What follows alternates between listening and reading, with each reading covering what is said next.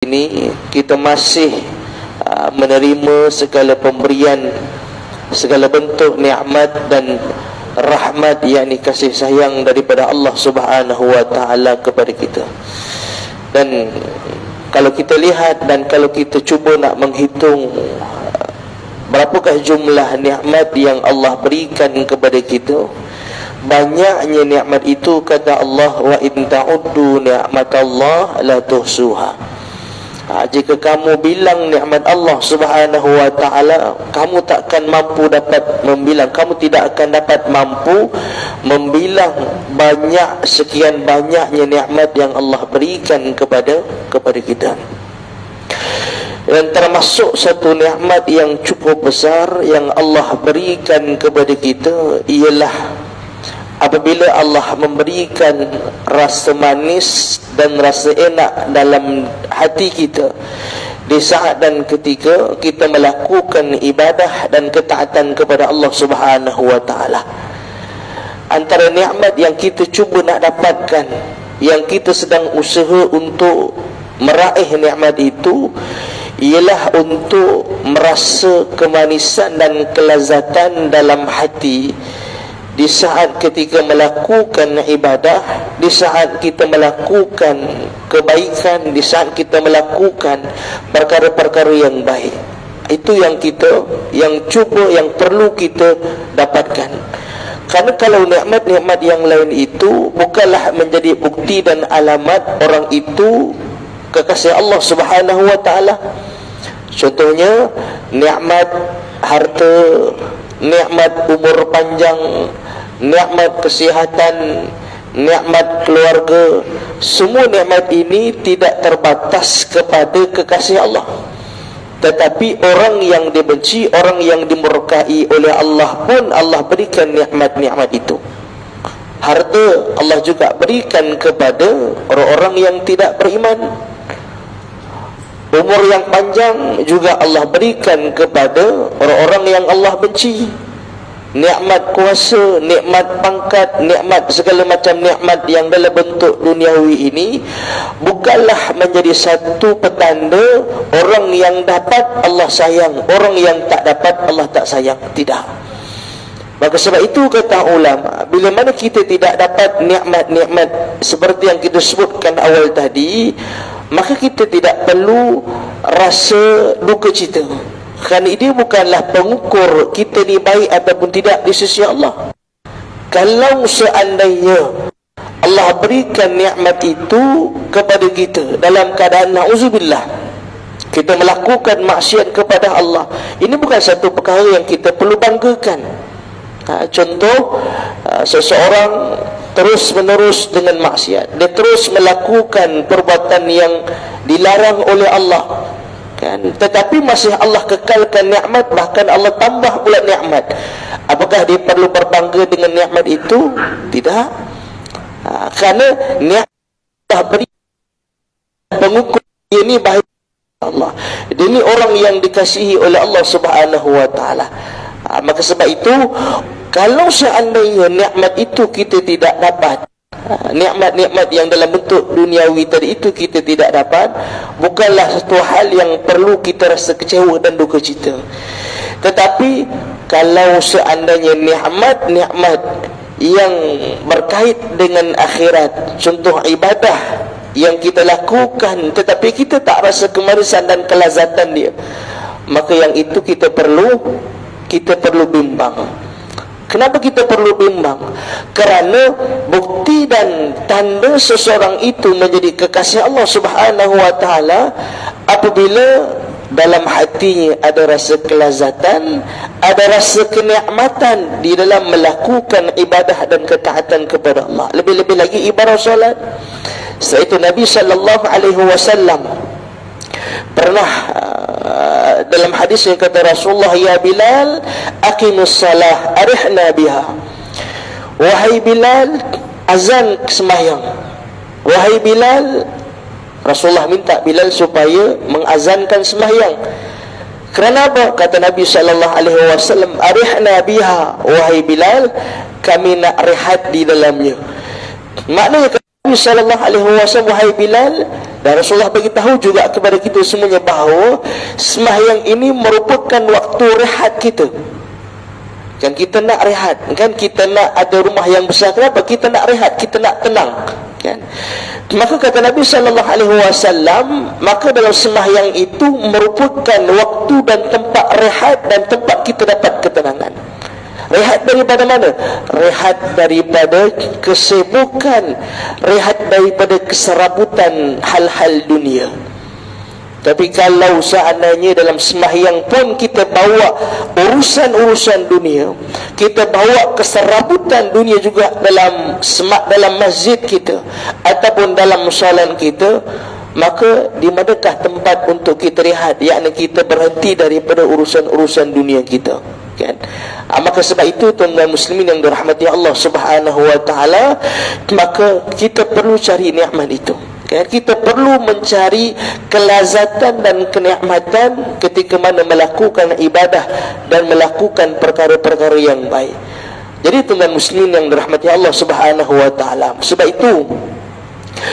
itu ketika mana kita menghabiskan Ramadan, kita bergembira, kita masih lagi berada dalam bulan Syawal, dan kita tahu bulan Syawal adalah bulan untuk kita bergembira, kan? Bulan untuk kita bersukaria.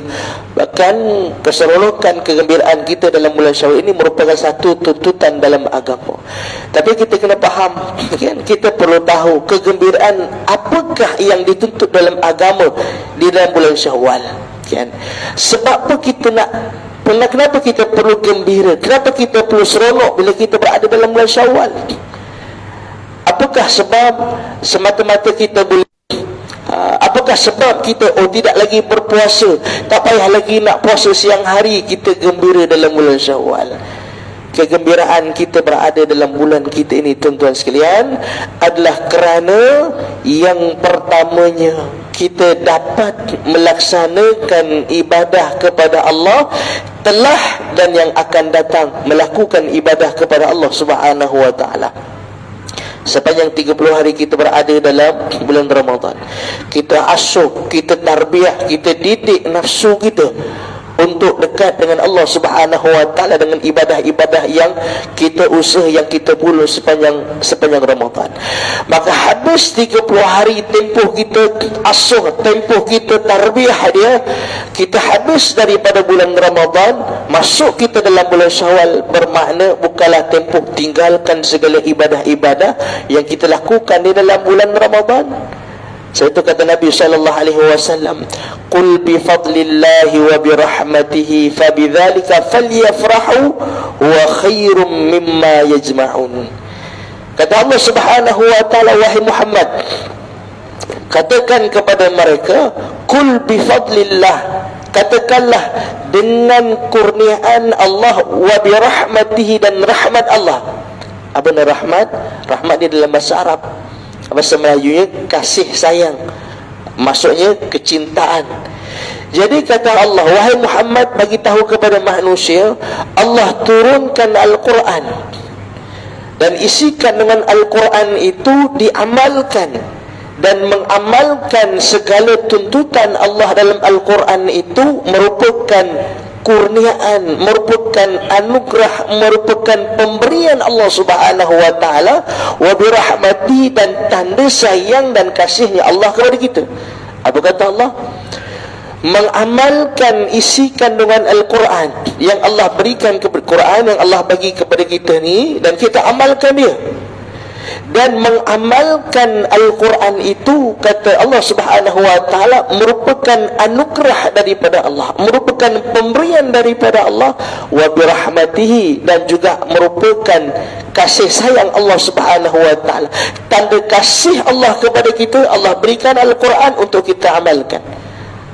Maka kata Allah dalam ayat yang berikutnya, fabidzalika falyafrahu huwa khairum mimma yajma'un.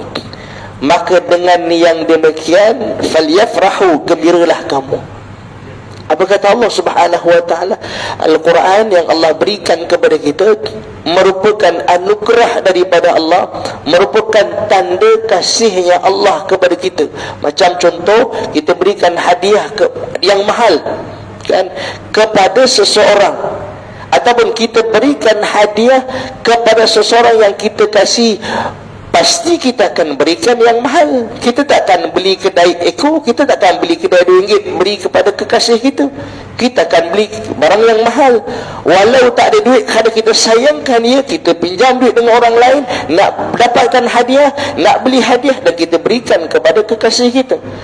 Jadi bila Allah berikan anugerah, Allah berikan hadiah kepada kekasih dia, apakah Allah berikan satu hadiah yang murah? Tak.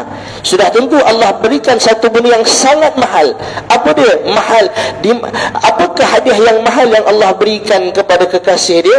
Iaitulah berupa ketaatan, berupa ibadah, berupa patuhnya kita kepada dia. Itu merupakan anugerah ataupun hadiah dari Allah.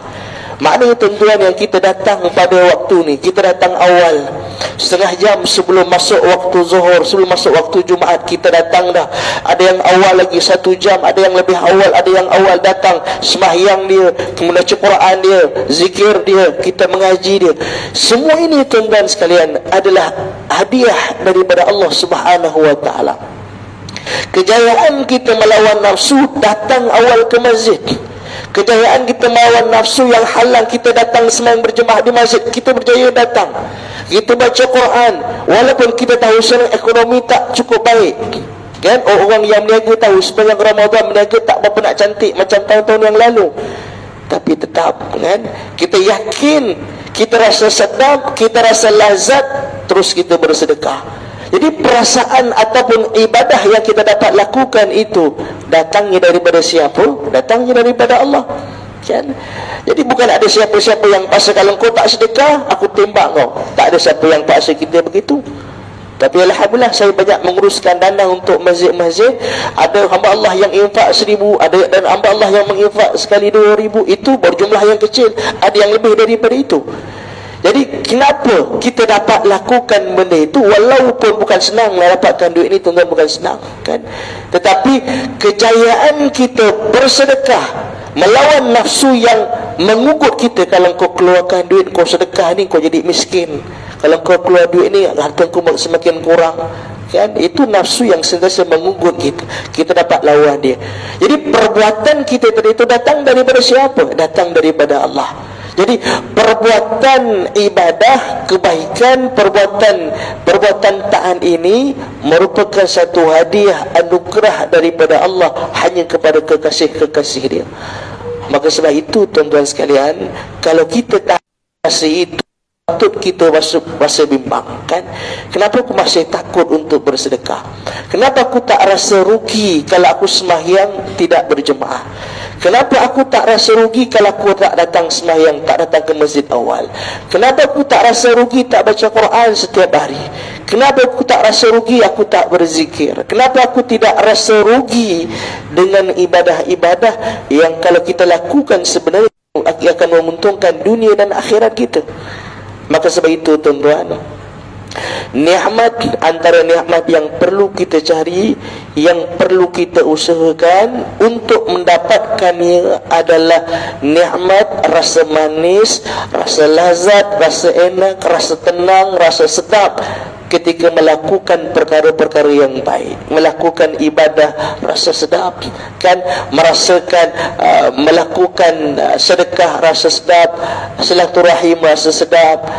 Dan sebaliknya, kalau melakukan benda-benda yang dilarang oleh Allah, hati rasa gelisah, hati rasa kecewa, hati rasa berdosa, dia rasa sangat-sangat bersalah di sisi Allah Subhanahu wa taala.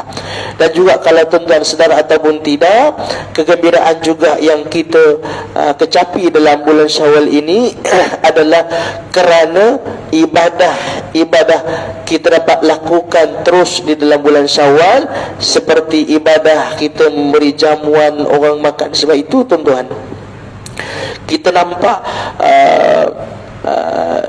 sifir dia, kan, betapa baik dan tingginya, mulianya amalan memberi orang makan ini, sehingga kan Nabi SAW minta, kan, kalau seandainya kita jamu orang makan, kan, jamu ni maksudnya minta orang makan lah, kita jamu orang tu makan. Tapi kalau seandainya kita jamu orang tak makan, kan, Jadi itu satu hal yang perlu dilihat. Kenapa dia tak makan? Kan? Kalaulah dia tak makan sebab ibadah yang kita buat, itu ibadah tu, maksud ibadah ni benda yang Allah tuntut. Jadi kalaulah tetamu kita tak makan sebab ibadah kita buat, ibadah apa? Ibadah kita puasa contohnya. Kita jamu tetamu kita makan, kita jamu kita buat nasi, kita jamu rendang, kita jamu lemang, kita jamu ketupat, tapi dia tak makan. Sebab apa dia tak makan? Sebab dia segan, dia malu nak makan tanpa tuan rumah makan. Kan? Jadi tuan rumah tu bukan buat dosa, dia bukan buat maksiat, dia tak makan tu bukan sebab dia dosa. Dia tak makan tu sebab bukan kerana makanan itu makanan yang tak bagus untuk dia. Tak. Dia tak makan sebab dia beribadah kepada Allah. Dia tak makan kerana dia sedang berpuasa. Maka dalam agama, kalau seandainya tetamu itu kisah ataupun tamu itu tak selesa kalau kita jamu makan dan kita sedang berpuasa, maka dalam agama kata apa? Kita sebagai tuan rumah, amalan memberi makan ini satu benda yang baik, maka berbuka puasa untuk kamu lebih baik daripada kamu teruskan puasa. Jadi di sini tuan-tuan, kita nampak bahawa ibadah ataupun kebaikan yang kita lakukan dalam bulan Syawal, satu kebiasaan kita jemput orang datang rumah kita beri makan, itu satu amalan yang sangat mulia, sehingga kan boleh dikorbankan ibadah kita. Maksud ibadah tu, ibadah puasa tadi itu, dia bukan, kita tak cerita tentang ibadah yang wajib, kita cerita ibadah yang sunat. Jadi punya mulianya ibadah ataupun amalan memberi makan ini sehingga boleh dikorbankan. Apa ni dikorbankan? Boleh dimatikan puasa sunat kita tadi itu.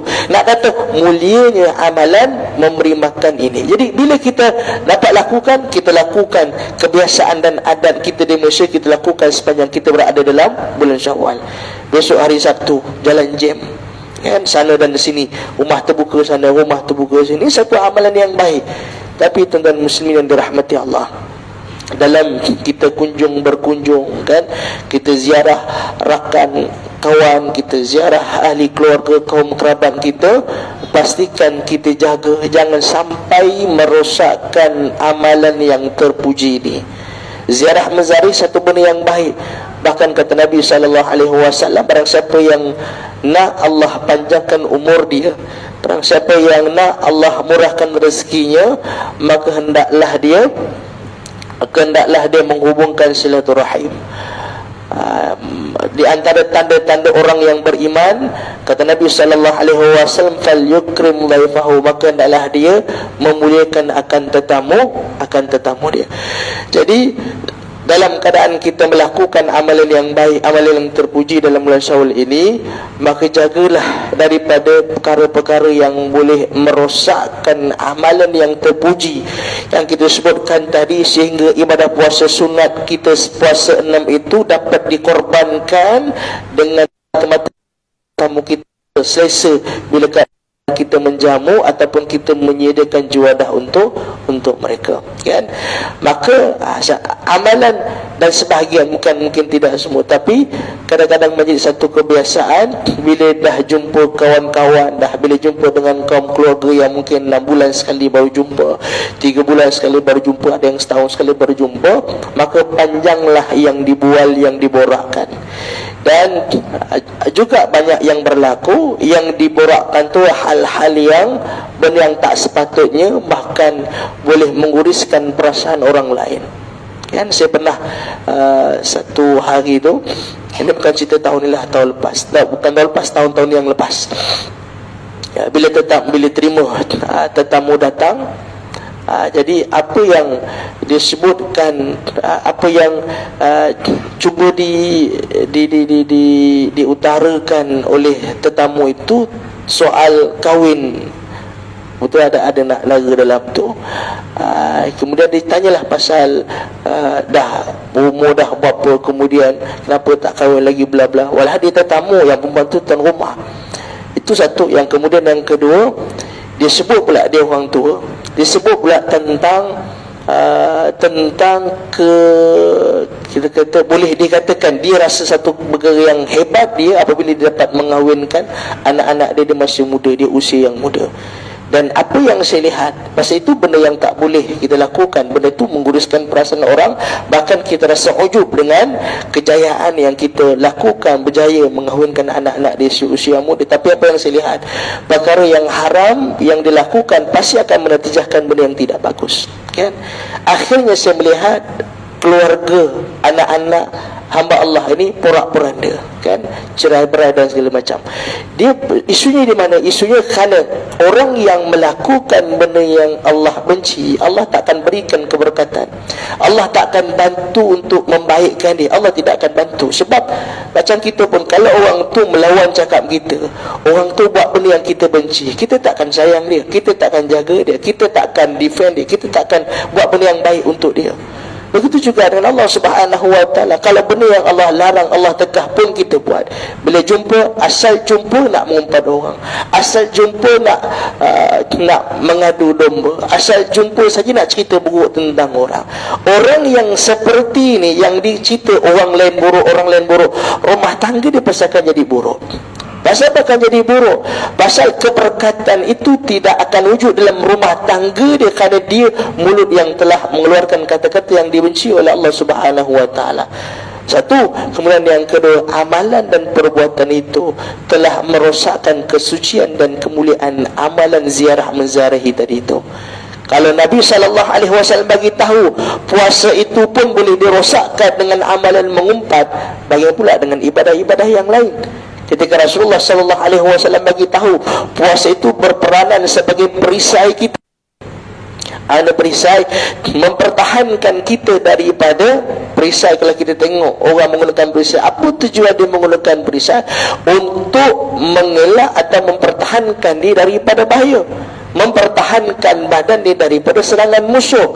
Begitu juga lah puasa, kata Nabi SAW, dia berperanan menjauh atau menghalang kita daripada bahaya neraka, dapat menghindarkan kita daripada masuk dalam neraka. Kata Nabi SAW, selama mana puasa itu tidak dirosakkan, ataupun selama mana perisai itu tidak dirosakkan. Kalau perisai itu elok, okey, badan dia dapat bertahan daripada serangan musuh. Tapi kalau perisai itu dah rosak, dah hancur dah, musuh letak pedang pun boleh sampai, kan? Baling batu pun boleh tembus sikit pada kita, sebab perisai itu dah rosak. Begitu juga dengan perisai ibadah puasa tadi itu. Kalau dia elok, ya, dia boleh tahankan, dia akan dapat menghindarkan kamu daripada bahaya neraka. Tapi kalau seandainya telah kamu rosakkan, maka puasa itu tidak lagi berperanan ataupun berfungsi untuk menyelamatkan kita daripada bahaya neraka. Maka kata Nabi SAW,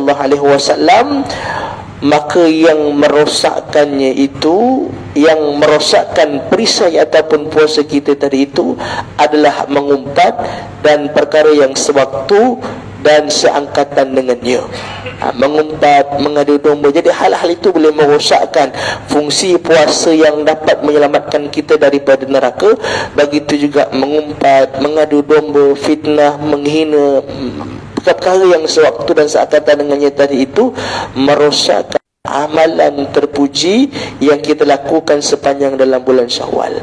Maka sebab itu tuan-tuan, kalau seandainya kita lakukan amalan ini dan kita turut sertakan dengan benda-benda yang kita sebutkan tadi, maka tidak ada apa-apa pun yang kita dapat daripada Allah Subhanahu wa taala. Maka oleh itu tuan-tuan, apa yang kita sebutkan awal tadi, bahawa sepanjang dalam bulan Syawal ataupun hari ini kita dapat nikmat dan rahmat daripada Allah yang tidak putus-putus, dan nikmat yang yang kita dah dapat, nikmat harta, kita dah dapat nikmat kesihatan, kita dah dapat nikmat-nikmat yang datang dalam bentuk duniawi. Tapi yang kita sedang usahakan untuk kita dapat, iaitulah nikmat rasa manis, rasa lazat, rasa tenang, rasa rehat dalam hati kita. Perasaan itu wujud di saat melakukan ibadah dan perkara-perkara yang baik. InsyaAllah kan, kata Allah Subhanahu wa ta'ala, kalau seandainya kita berusaha, lanahdiyannahum subulana, maka Allah akan tunjukkan jalannya. Maksudnya Allah akan bantu untuk kita sampai ke arah itu. Jadi insyaAllah mudah-mudahan usaha mujahadah kita, kesungguhan kita untuk mendapatkan nikmat yang mahal ini, mudah-mudahan Allah Subhanahu wa ta'ala perkenankan sebelum kita meninggalkan dunia. Sebab nikmat itu sebenarnya satu-satu nikmat yang ampuh untuk kita membatasi kesibukan kita dengan urusan-urusan dunia, kan? Nikmat bila kita baca Quran, dunia kita hilangkan masa itu. Nikmat bila kita dapat sembahyang, dunia tak masuk dalam masa itu. Tapi sekarang baca Quran pun nampak dunia, sembahyang pun nampak dunia, zikir pun nampak dunia. Dalam masjid mesti fikir, sehari aku nak apa bisnes aku nak buat, apa kat mana aku nak dapatkan lagi duit, macam mana aku nak nambahkan keuntungan. Tu dalam masjid, cerita dalam masjid, kan? Jadi kita cuba usaha sedaya upaya dapat nikmat itu, insya-Allah dia dapat membatasi kesibukan dan keserabukan kita dalam urusan-urusan dunia yang sentiasa membohongi kita, kan? Jadi tuan-tuan muslimin yang dirahmati Allah, itulah yang dapat saya kongsikan sikit sebanyak sebagai peringatan untuk diri saya dan juga tuan-tuan sekalian. Mudah-mudahan apa yang kita bahaskan, apa yang kita sebutkan tadi ini, insyaAllah mudah-mudahan Allah Subhanahu wa ta'ala dapat membantu dan memberikan kebaikan kepada dunia dan akhirat kita, mudah-mudahan insyaAllah. Aqulu qawli hadza wa astaghfirullahal azim li wa lakum. Wassalamualaikum warahmatullahi ta'ala wabarakatuh.